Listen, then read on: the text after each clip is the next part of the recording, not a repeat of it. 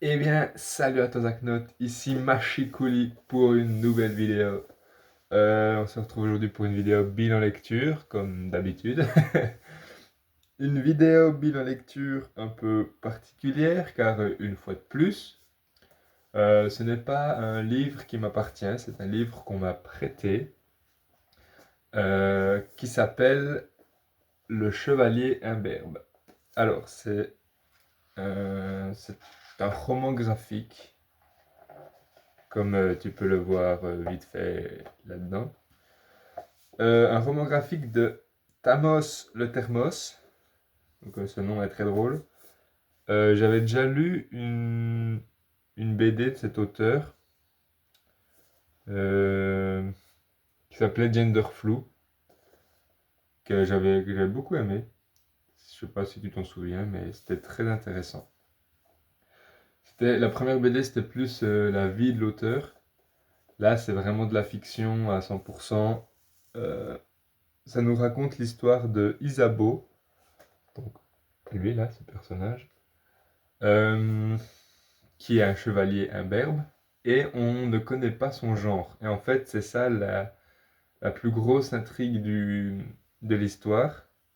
C'est Isabeau qui va chez son cousin Clotaire, donc qui est un énorme beauf de merde, genre, je le déteste. Au début, il y a les personnages, et on voit Clotaire, c'est lui, tu vois, et il a l'air d'être un bouffon. Donc voilà. Isabeau va rendre visite à Clotaire et il tombe amoureux. Enfin, elle tombe amoureux, amoureuse, vu qu'on ne connaît pas trop son genre, de la princesse, c'est elle là, la princesse Radégonde. Radegonde, Radégonde, je ne sais pas. Aussi appelée Radi, euh, c'est affectueux. Ils tombent amoureux, les deux là, et ben, ça pose plein de problématiques, parce qu'au bout d'un moment, Clotaire, donc le gros beauf de merde, doit aller aider un de ses voisins pour un problème quelconque, on s'en fout. Et la relation entre Isabeau et Radis se développe, ils se font des bisous, ils couchent ensemble et tout et tout.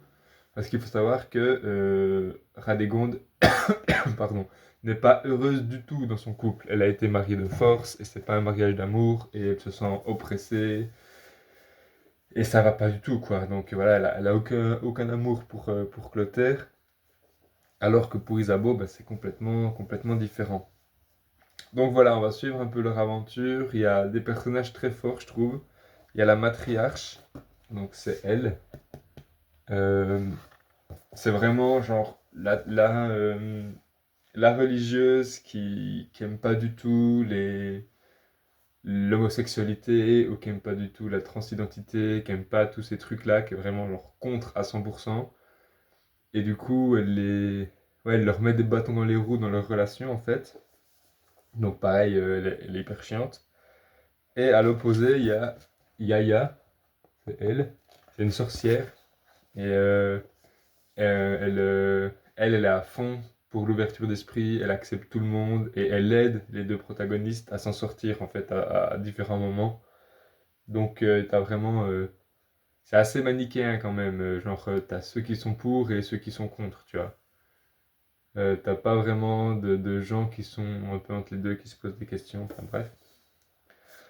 Euh, Que dire d'autre? Donc c'était très cool. Il y a 4 chapitres, je crois 4 ou 5 chapitres. Les deux premiers sont vraiment très drôles.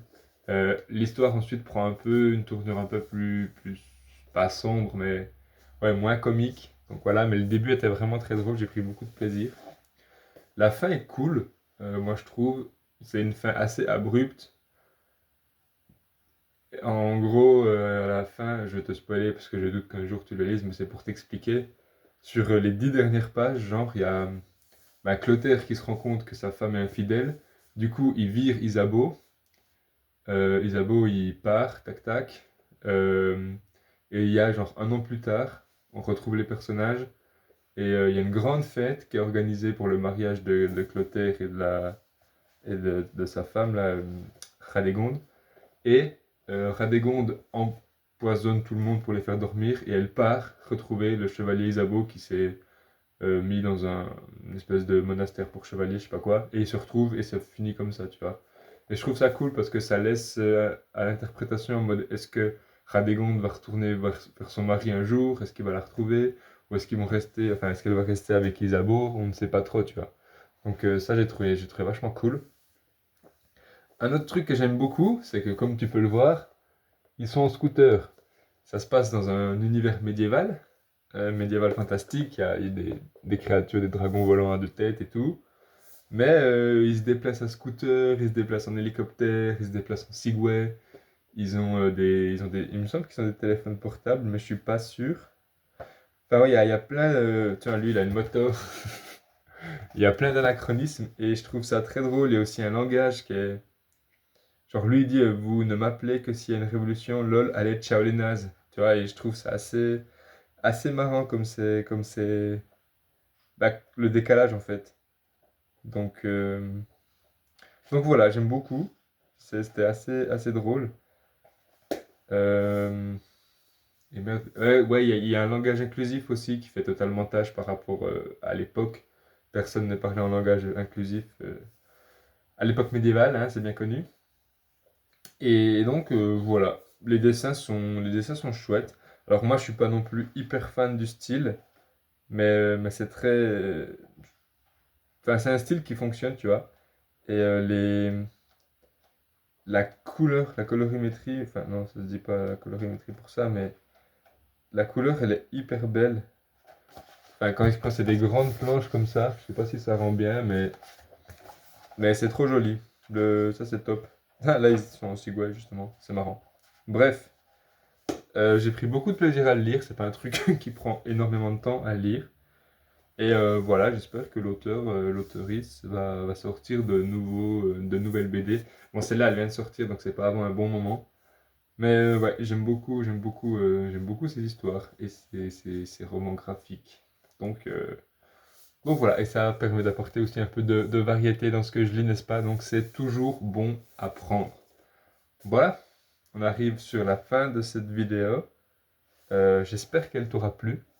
N'hésite pas à me donner ton avis en commentaire, à laisser un petit pouce bleu. Et ben moi je te dis à la prochaine pour une nouvelle vidéo. Ciao ciao!